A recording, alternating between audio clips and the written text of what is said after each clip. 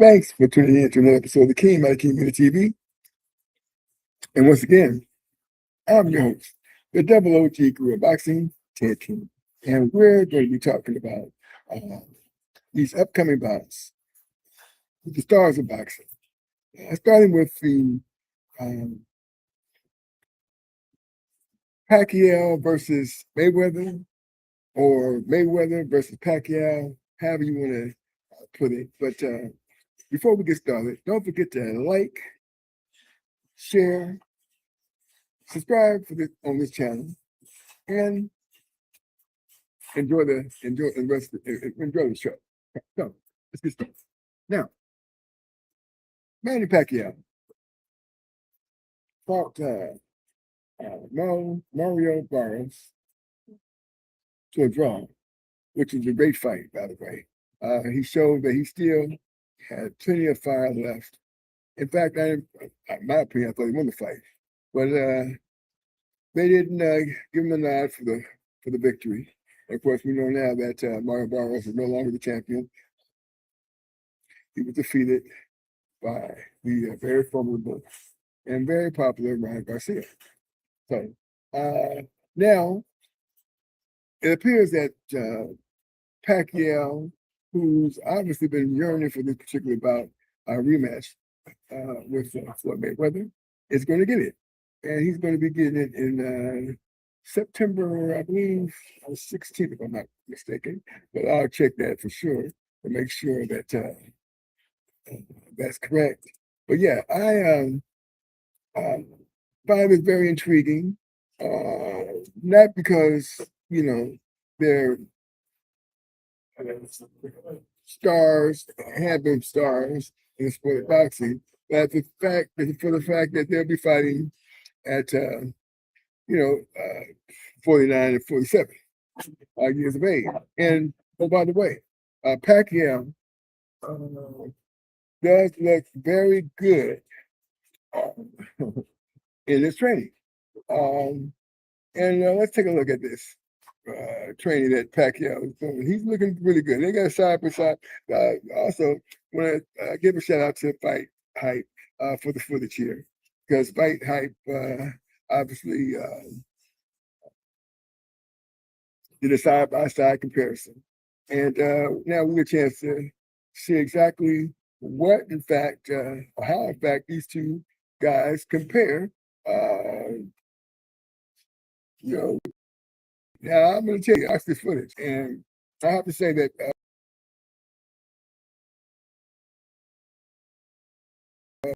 fast hands, while Mayweather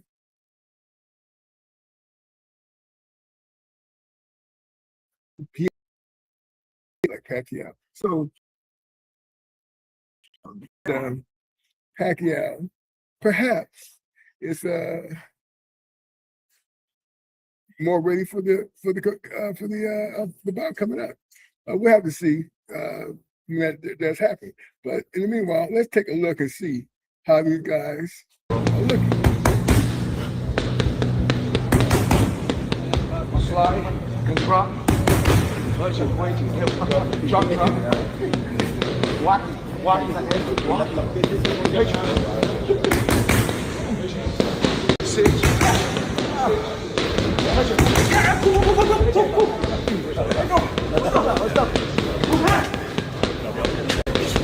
Watch it. I step back like I have my distance. That's why I step. See, I have my distance. Fighters don't know their distance.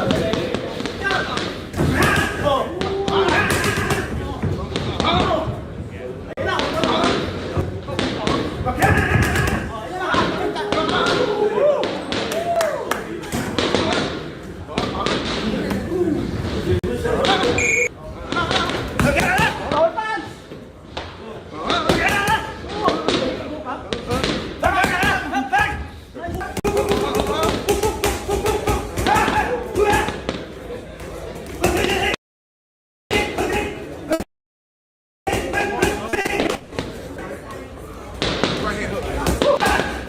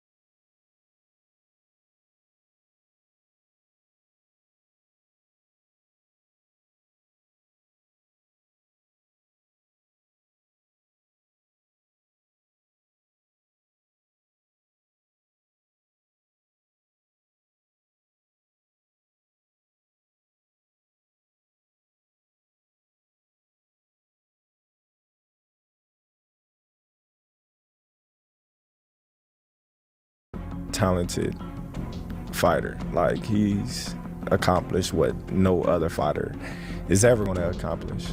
Again, you know, but I don't feel like, you know, he did it on his own.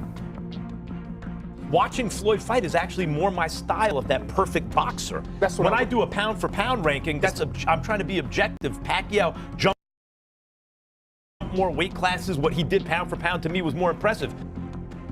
Hard work first. Do it quick, do it quick. You mind your heart. You focus. Let's go.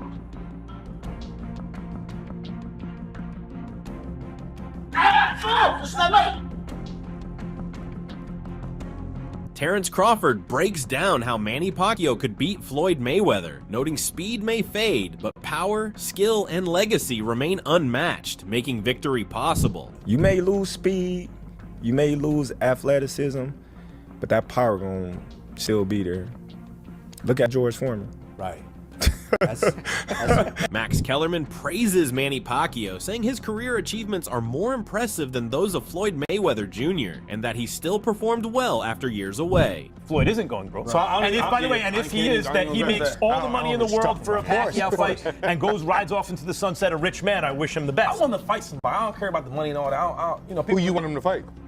That's not good with I don't Pacquiao. wanna fight. Pacquiao just drew with Barrios. and you see what he look like? Yeah, because they're not on that level I don't anymore. wanna- I So don't what do wanna you think's gonna happen here, though? What do we think's gonna happen in Mayweather Pacquiao? Are you interested in it? Yep. Is it a good fight? Yeah. I'll be Yeah, me watching. too. Yeah, watch it. The first one was awful. Yep. Now they're Yeah. 50 years old. Let's see it. But why don't- Nicholas Irving notes that a fight between Floyd Mayweather Jr. and Manny Pacquiao now would generate little fan interest, as the matchup peaked over a decade ago.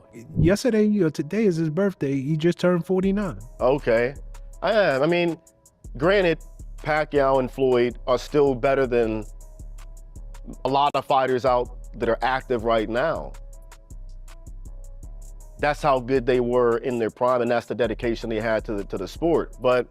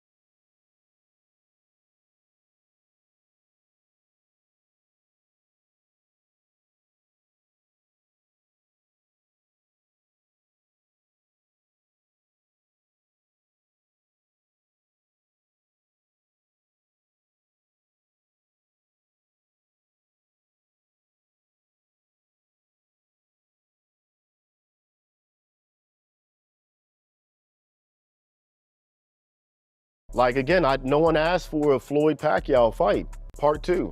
We've already watched the first one, and I think that first one should have happened way before in his career. Way before that fight, back when they were both, you know, hungry dogs and not hopping around trying to this fight to keep a whatever record. Pacquiao's my guy too, but I just don't have a desire to watch these two go back at it again. I saw the first one, and it was just like every other Floyd fight after he broke his hand. Joe Rogan tells Jim Lampley that Manny Pacquiao's power is unmatched, dominating 8 weight classes with a uniquely impressive record. Is that he kept his power through 8 weight classes.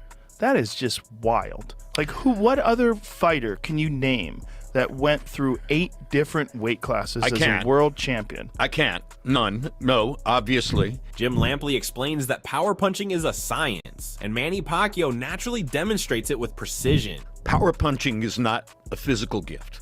Power punching is a science. Power punching is the product of real technical knowledge. Power punching is about footwork, weight shift, the angle at which you deliver the punch, you know, all sorts of things not directly related to your strength or, quote, power.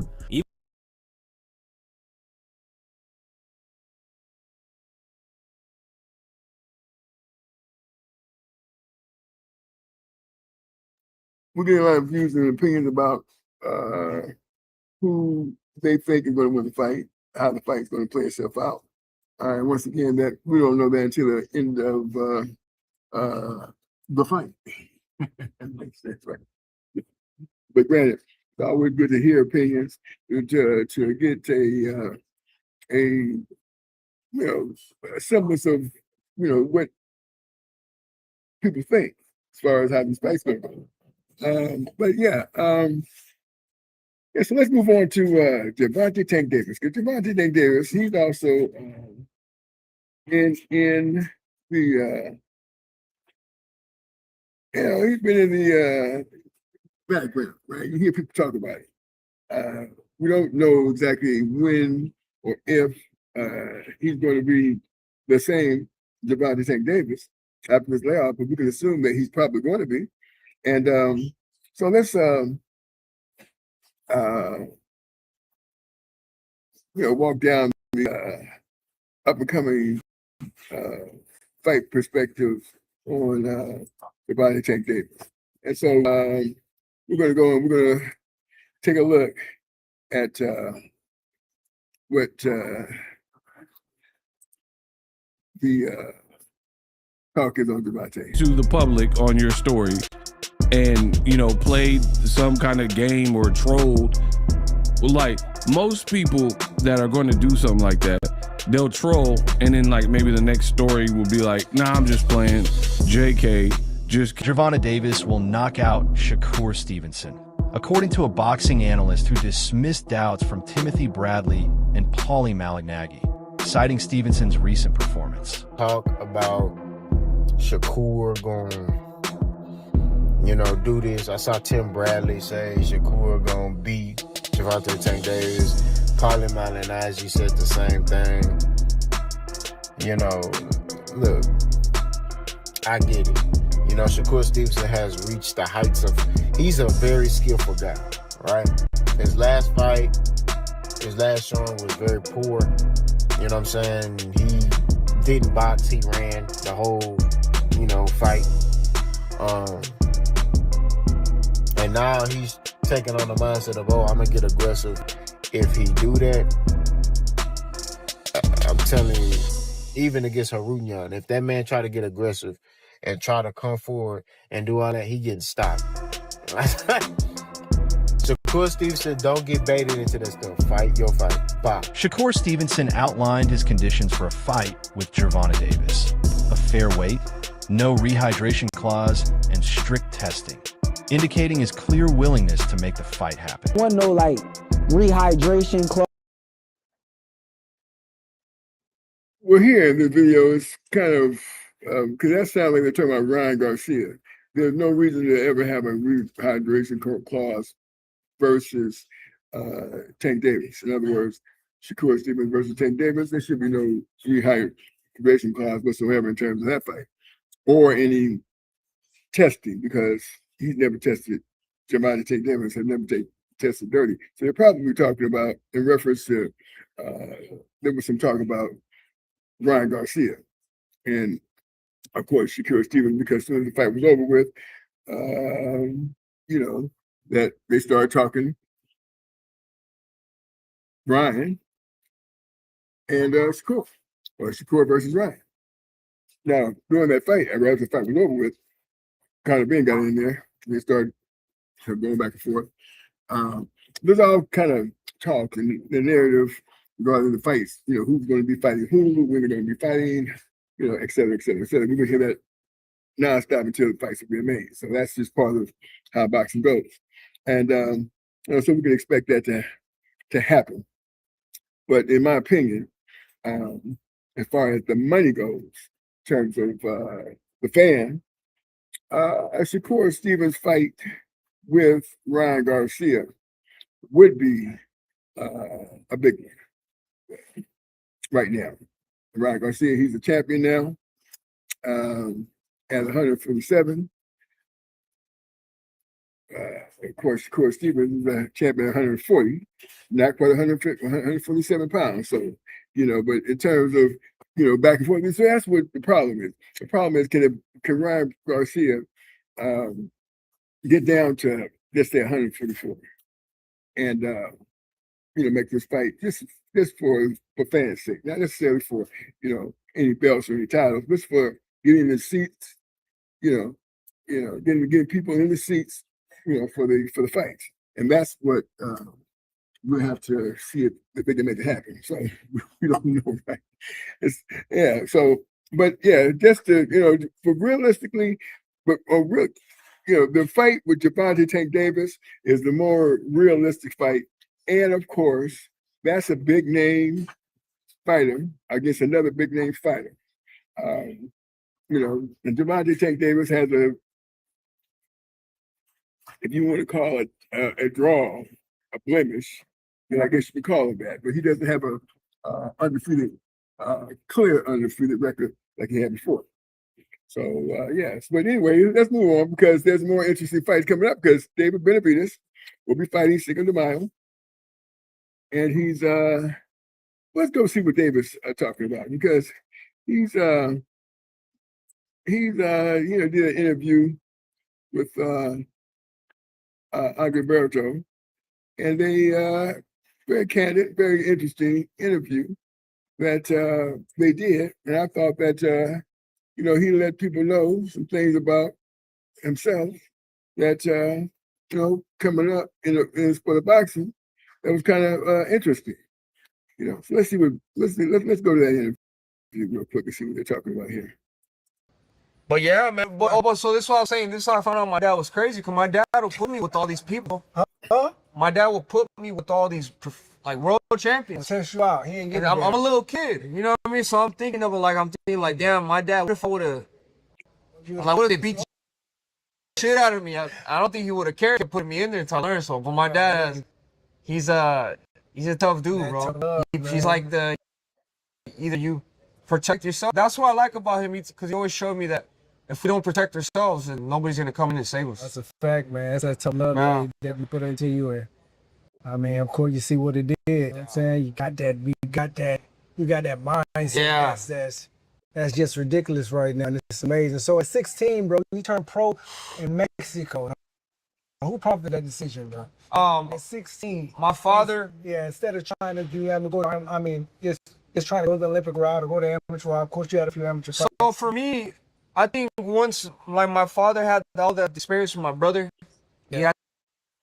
My brother had like 200 fights, something like that. So I think they were done with that. Yeah. It's a lot of traveling, a lot of time, and then also it's a lot of politics in amateur boxing too. Yes, sir. A lot of politics. So, I mean, the way I was training, I wasn't training like amateur. I was training with my brother. Yeah. So it's different. The type of training you do is different. Yeah. So, we said, we might as well just go pro. You know what I mean? We don't have time to do amateurs. We're gonna just build your record in Mexico. Build your record in Mexico, and then try to get signed over here. But the thing about my deal is, you know, I didn't get no crazy deal. I didn't get no crazy signing bonus. I get none of that. So this is the interesting part about the interview. He's going to go ahead and talk about how he was signed, what happened leading up to his signing. Which I found it very interesting. How he was, you know, his dad was, you know, putting him with people who quite experienced, and he was still a teenager at the time, and he fared well with them. And so now he's going to go on and he's going to talk about how he got signed. And I thought that was this is very interesting how he ended up getting signed. I was like 8-0 with 7 knockouts at the time, before 18. Okay. Before 18, when I built my record up and stuff. Nobody wanted to sign me. Not Really? Top Rank, not Golden Boy, nobody. I got up to like 12-0. We sent them tapes and everything. Yeah, bro, I'm stopping everybody. I'm doing everything right. And nobody wanted to sign me. So the way I got signed is I got invited to spar Julius Jackson in the Virgin Islands. So I went out there, bro, and I let him have it. I'm not gonna lie. The first day I went out there, I let him have it. His manager called Samson Lukowitz. Is like, hey, you have to sign this dude because you have to sign this dude. If not, this is gonna be the biggest mistake you make. So shout out Samson. You know, that was my 10th fight. Signed that. And we wanted a signing bonus, obviously, but they didn't want to give us that. They want to give it up. They're like, you know what? We're gonna give you hard fights, and we're gonna pay you more the harder the fight gets. Hey, put you in the tough road, boy. You gotta prove yourself. So I'm like, shit, fuck it, like shit, I'm ready. Let's get it. So then I really started making a name for myself. The one fight I really made a name for myself was I fought some guy named Philip Jackson in California. And I was 14-0 with 13 knockouts. He was 16-1 with 15 knockouts. God, so this was like my first test. Shit. And I laid his ass out second round. So and then just from there, bro, just the motivation kept going up. I became the youngest super middleweight champion in history at 20. That's what I'm saying. Like, how did your life change after that, bro? I mean, of course, you guys have been putting in a lot of work for a long time. Really, your pops, really just taking that hard road to really get up there. Yeah. How did your life change? It changed a lot, bro. Just being able to do more stuff. You know what I mean? Also, when you start to make more money, you start to get yourself into more problems. You know what I mean? But I think as a man, if you're able to look at that and learn off of those mistakes, you're able to achieve more, you know, if you learn. Yeah, of course. If you don't learn, then you're fucked. Of course, you know what I mean? You know, like in 2018, you went through a situation that you went through. Okay, so that was quite interesting how, you know, he signed yeah, so we're going to close out on this today's program with our main guy, which would be Floyd Mayweather, because I'm very interested as to what Floyd Mayweather is going to do. You know, he hasn't been having a real fight, so I'm very curious as to what Floyd is and the fight. You know, I'm just keeping it real. I'm not sure exactly what's happening. And so I want to take Mr. Mayweather and see what he's got to say in the interview. Then we're going to get back with you guys tomorrow.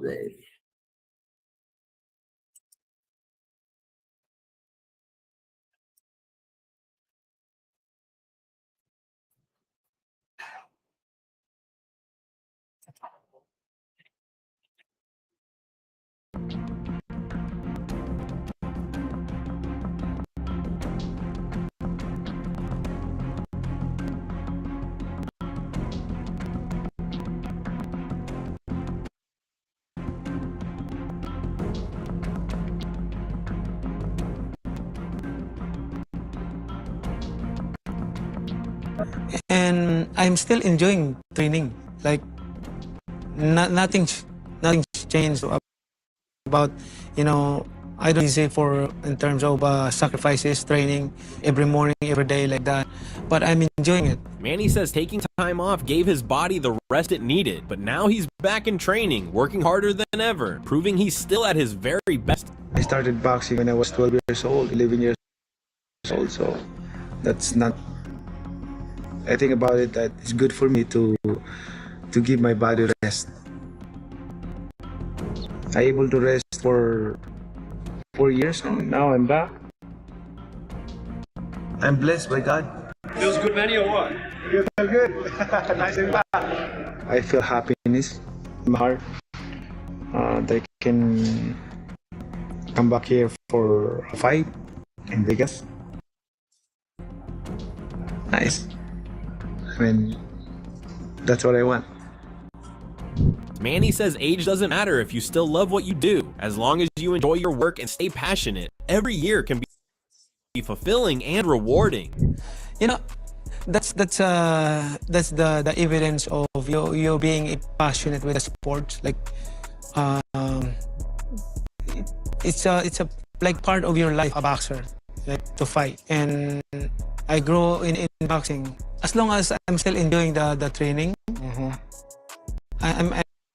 I'm happy continuing my career. Manny's goal is always to give fans a great fight, not just running around in the ring. That's my inspiration. Give a good entertainment to the fans. Every fight, I always consider that it's gonna be a fight of toe to toe. Not running around like that. Okay, so we're going to end our show for today. And thanks for tuning in. Again, don't forget to like, share the video, hit that subscription button, and we'll see you on the next one. Once again, I'm Ted King, the Boxing. Until the next one.